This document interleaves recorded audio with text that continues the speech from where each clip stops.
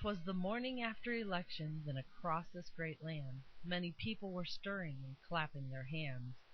The newspapers were glistening in the morning dew, bearing headlines that would shock the powerful too. But the donkeys and elephants were still asleep in their beds, while visions of house control danced in their heads. And the freethinkers of this country stayed awake all night, hoping America had finally gotten it right. When the partisan drones started opening their eyes, awakened by neighbors' joyous cries, off to their TVs they stumbled and hissed, clicked on their remotes to see what they'd missed. The looks on the faces of the anchors would show things hadn't gone as they thought they would go. The Republicans and Democrats' chins hit the floor, but they hoisted them up and ran for the door. They grabbed their damp papers and tore them apart. How did this happen? When did this start? More frantic than ants, the emails they came. They cursed in all caps and called them by name. Now Couric, now Limbaugh, now Matthews and Miller, on Russer, on Williams, on Gibson and Blitzer. From the headlines and experts and political holes, what the hell happened at yesterday's polls? As the two major parties trembled with fear, true patriots continued to celebrate and cheer. From the rooftops and porches their voices they grew, excitement rang out for the red, white, and blue. The refrains of our anthem spread through the land as hope filled the hearts of every woman and man.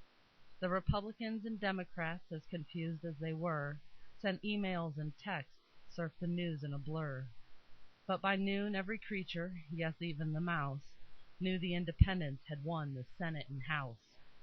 While the party continued in the patriot homes, by dinner it was clear for the political drones. A new age was beginning, or returning, at last. Two-party control was becoming a thing of the past.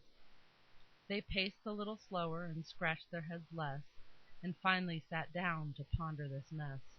Where'd we go wrong? They pondered aloud. The rallies and ads and political crowds. We spent millions of dollars on commercials and signs, while the independents scrimped for every last dime. What could have happened? Should we have spent more? We screamed and we yelled and we beat down every door. And as the anthem rang on, late into the night, the drones started to see we're not just left or right. We're Americans after all, the land of the free. Maybe everyone doesn't think exactly like me. And rubbing their eyes and shaking their heads, they sighed a great sigh and wearily went to their beds. They fell onto their pillows to fade off to sleep, and under a blanket of freedom they started to weep. But their whispers could be heard like the eagle's great call, God bless America, God bless us all.